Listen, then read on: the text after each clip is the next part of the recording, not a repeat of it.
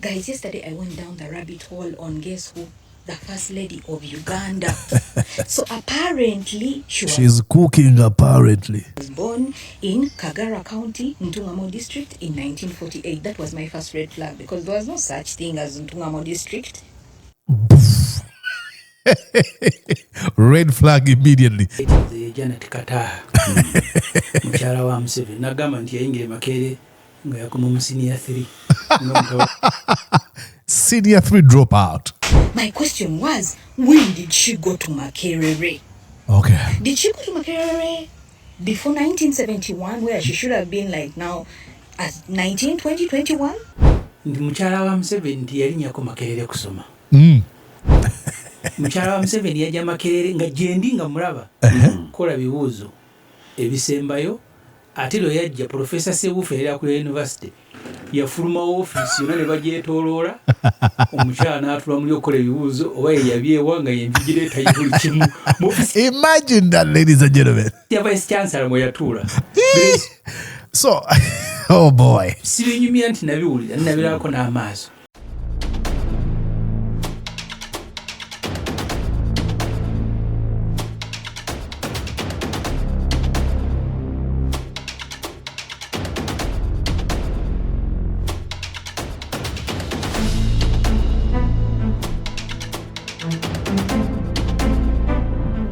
All right, ladies and gentlemen, I'd like you to enter somebody who lives in an ivory tower gets torched.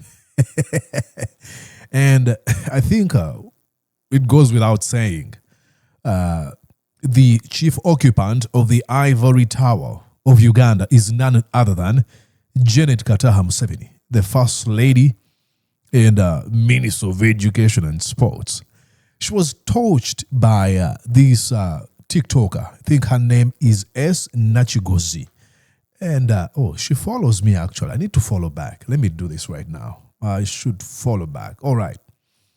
But she torched Janet Museveni in ways I'm really, you're going to find interesting. And, you know, in this conversation, we're going to be looking at the credentials of Janet Museveni. We look at the failure of the education system of Uganda, producing half-baked graduates. Away from that, offering theoretical education to the people, producing people who are not only unemployed, but unemployable. And the rest of others actually wanting to flee Uganda the moment they have their degrees or their masters, their PhDs. So why? And we have a minister who has been in this position since 2013. But she's cooking. Listen to what she says here. Guys, yesterday I went down the rabbit hole on guess who? The First Lady of Uganda. So apparently she's cooking apparently. Was born in Kagara County, Ntungamo District in 1948. That was my first red flag because there was no such thing as Ntungamo District. Red flag immediately. They don't explain. There was such a thing as in Ntungamo District, but it gets more interesting. Tell us what it was called during the British colonial times. Anyways, that is okay. Then, apparently, she fled to Tanzania in 1971, which means she was just 23 years old. You get what I'm saying? So in 1971, she fled to Tanzania, and in 1973, she married Kaguta Museveni. In 1974, apparently, she gave birth to her first son, who is Muhoozi Kainerugaba. And let's not kid ourselves. We all know Muhoozi Kainerugaba is not her biological son. Listen and stay. But hey, they're going to keep that lie going. Because apparently, she stayed in Tanzania until 1979 because of Idi Amin Dada's reign. Now, apparently, they go back to Uganda, but I don't know why they didn't come back. They went to Kenya between 1980 and 1983. They were in exile in Nairobi. Then, apparently, she went to Sweden with her family and they lived there until when Museveni took over power in 1986, in January. But the family didn't come back until May of 1986. Now, it is said that apparently, she holds a bachelor's degree in arts. What?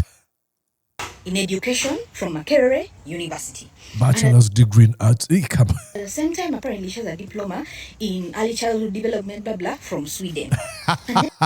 From what school in Sweden? And at the same time, she has a master's from Oh, Janet Museveni has a master's degree. She can hardly speak. UCU. But that was not really my concern. My question was, when did she go to Makerere? Okay. Did she go to Makerere before 1971, where she should have been like now at 19, 20, 21 and did the degree? Or did she go to Makerere after 1986 when she had become the First Lady of Uganda? So, those were too many red flags for me. And then I remembered that in 2016 she was made the Minister of Education. And by the way, so much changed. And after she was made the Minister of Education, do you guys remember that in 2016, the same year she was made the Minister of Education, Makerere University fucking burnt down? Now that's a mega red flag truck passing by.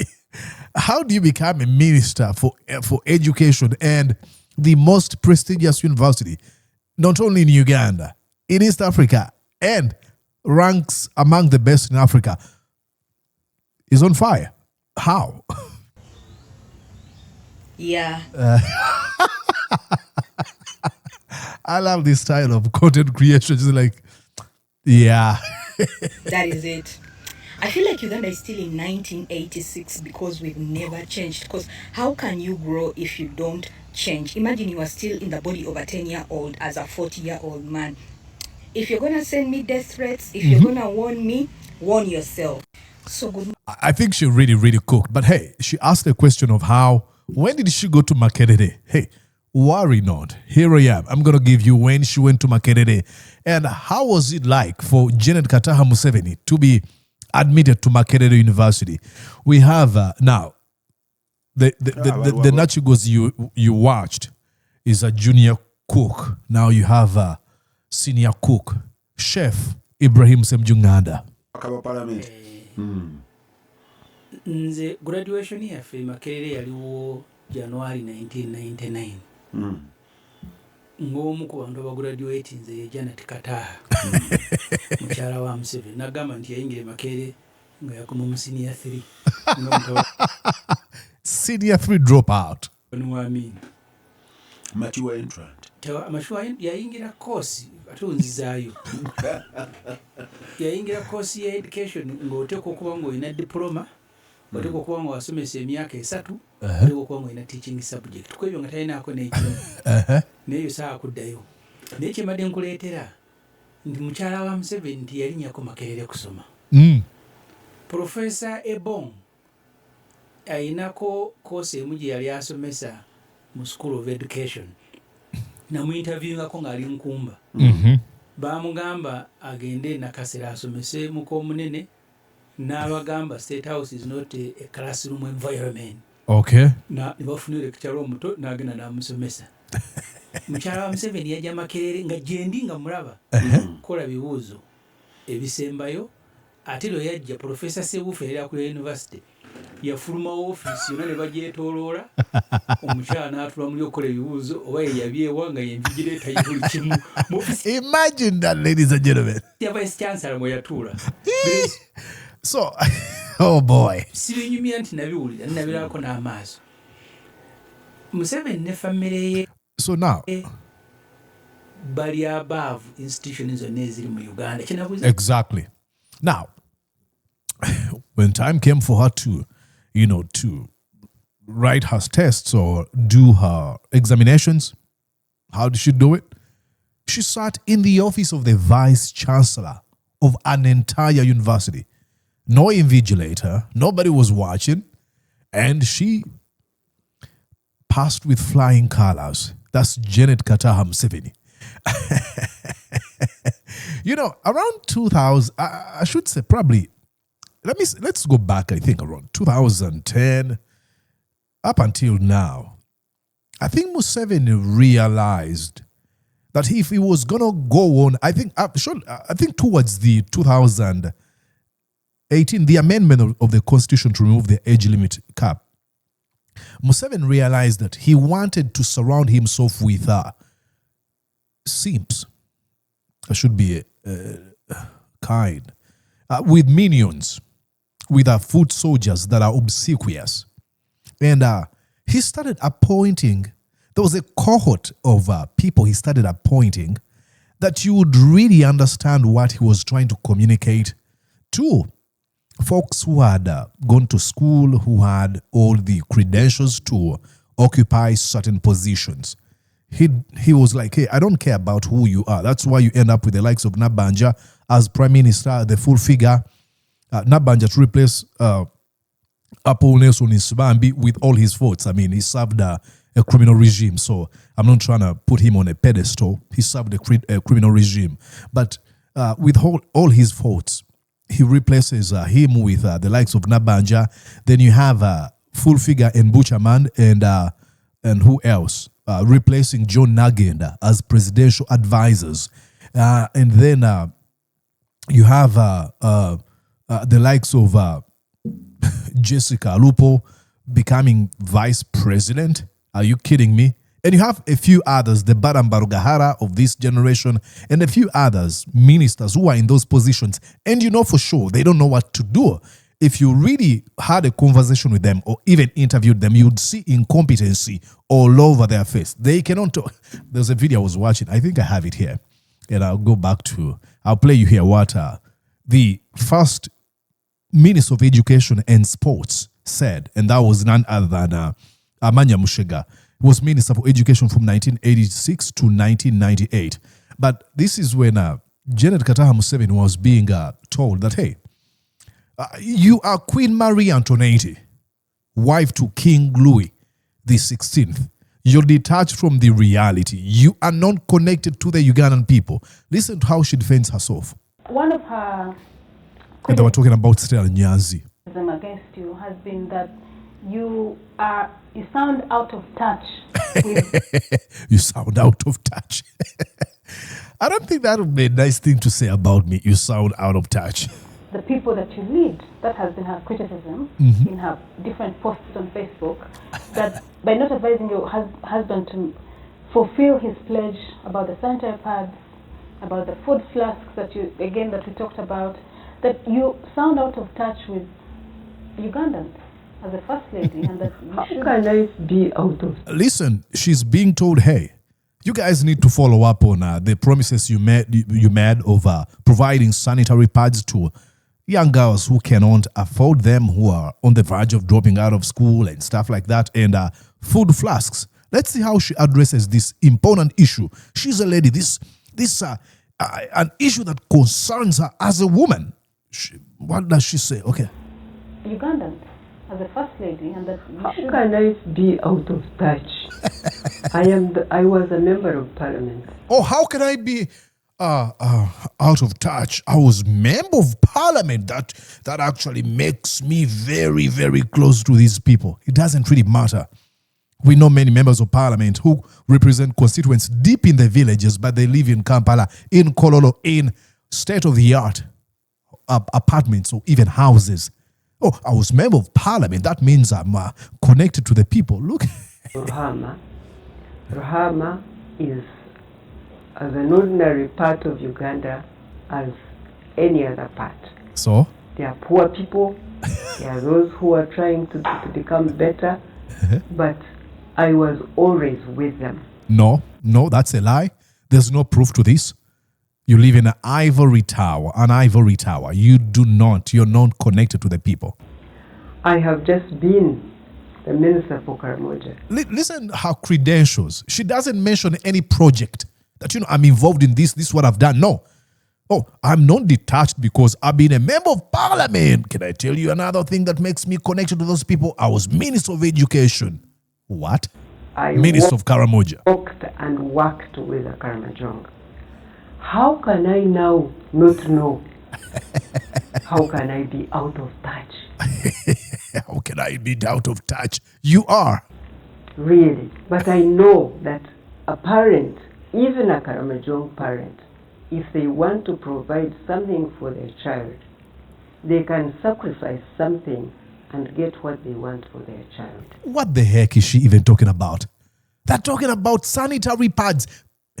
A parent who cannot buy sanitary pads for their child, for their girl child, what are they going to sacrifice? This is what they mean, that you are detached. You live in an ivory tower. Oh, but I know a parent who can sacrifice. Listen, how did she phrase this?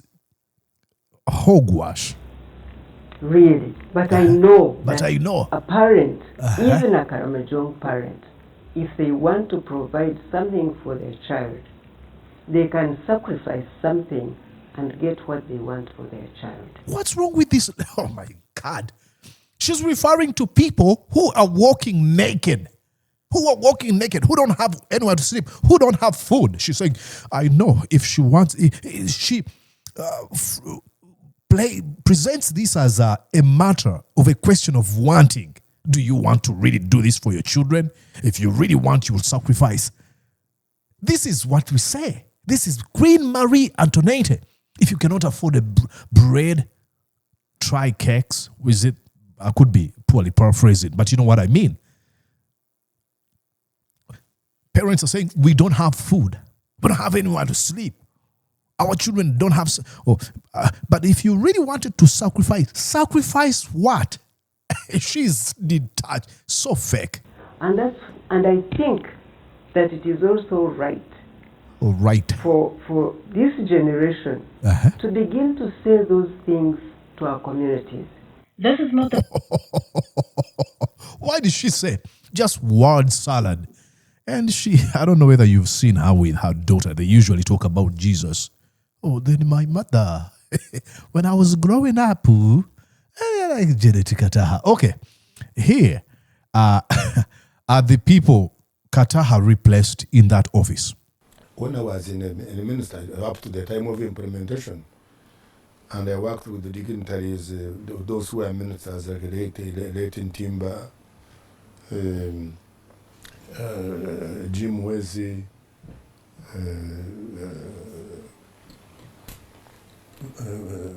Purcell, Babu, and the permanent secretaries, and Mrs. Mpango of all. She was in charge of primary education at that time. A very seasoned lady. We were brought up in manners, in etiquette, and rich in the public service matters. And of course, there were a lot of advisors, the commissioners for education, the PSCs, the father. Listen here. They were all very active.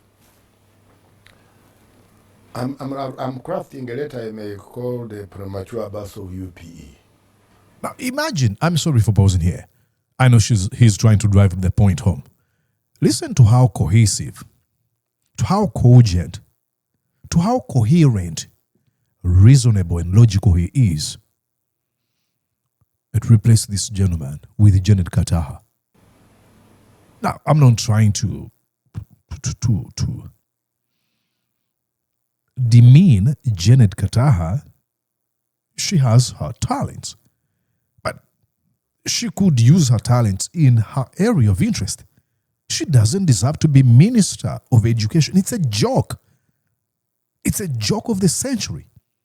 A senior 2 dropout to be Minister of Education? Are you kidding me? That doesn't mean that she doesn't have potential in other areas. She might be good at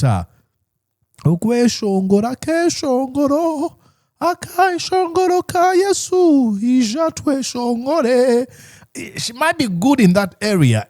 And I'm not trying to demean her. I love music. I have immense respect for art. I mean, I've always said here, Marcus Garvey reminds us that, an education is not complete without its art, the highest form of expression of human intelligence. So she could contribute in that area. Because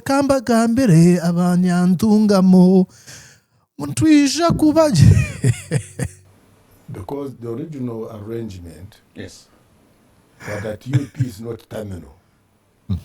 It should be a process. By the time the children finished P7, would have prepared for their continuation for tertiary and secondary. So we had originally wanted to start with P1 this year, P2 next year, P1, P2, then P2, P3, In 7 years' time, you will have reached the primary 7. And by that time, you will have prepared a good number of secondary schools and tertiary institutions to absorb them. Because nobody wants to end up at primary. If you ask any child in primary, what do you want to become? Boys, president. At that time, the girl will say vice president, doctor, engineer, pilot. They are looking beyond primary. The moment primary looks terminal, so two things happened. We rushed into it and opened for everybody. So we had floodgates. Number two, we did not put our money where our mouths were. I think the funding of primary did not become consistent. Three, it became a little bit of political. We brought this. This exactly. We brought. Exactly. And you know, when it says we brought this is Museveni's rhetoric. I did. He doesn't want to be direct, or be bombastic as I am sounding right now, but he's referring to Museveni. Instead of focusing on the substance of this beautiful thing, this thing that would have been impactful to the country's education system. It was pretty much of an egotistical, tool. See me, I brought this. I am the one who did this. Really? That's one aspect. But it's still correctable that. Because when we were talking of, by the time they finished P7, you have prepared more classrooms, you have trained the teachers, you have arranged scholarship materials, and you have prepared the continuation process. That was one angle. The second one, education, there is no nation that has developed. And I've read and visited a number of them, those who have made it. When Britain was the workshop of the world, when France was doing this, when Japan came to understand the English to build ships. Imagine Janet Museveni speaking like this gentleman. And I'm not trying to say she's got to be like him, but I mean, Minister of Education, Janet Kataha, why do you tell me I am not connected? When America came to overtake Europe, they concentrated on quality education and skills development. And they must work in a tandem with the economic activities in the country. Because when you graduate, I don't believe that everybody who graduates will be self-employed. Absolutely not. Most people go and work, develop skills, and then go to work for themselves, or partly themselves, or partly for industry. But when you have skills, it's easy to adjust. Now, he's explaining stuff, and he went on to point out the numbers Museveni and his people usually, present. Look at the number of people that have, that are graduated or that sat for primary 7 and so and so. And he went on to say, what is the quality of these people? It is not about the numbers. Like Museveni usually says, oh, Uganda has free speech. Do you know when we came, we had 10, let me say, just give an example. We had like 5 radio stations. Now we have 200. And the question is, who owns these radio stations? Your ministers and friends? What are the programs on these radio stations? Do you allow open debates where people can discuss and criticize your own regime? Absolutely not. So it is not about the numerical strength. It is about the substance strength. Okay. And lastly, I'll show you here. Sad news coming in from, again, talking about our education system. Well, this was UBC yesterday. I'll show you here.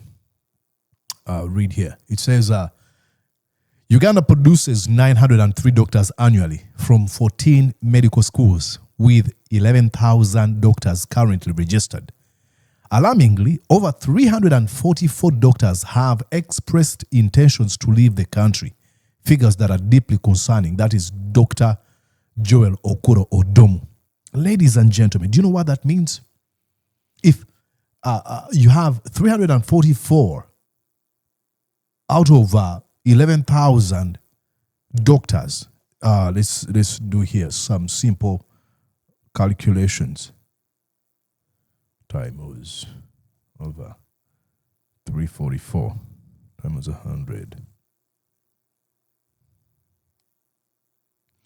Yeah, this is 3.13%. 3.13%. Let me just give you figures as they stand. We annually produce 903 doctors from 14 medical schools.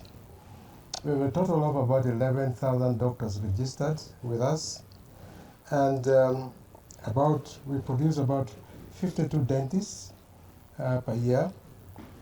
Right now, from July 2024 to 2025, we have had doctors asking to leave the country. We give them what we call certificate of good standing, and the number is 344. What?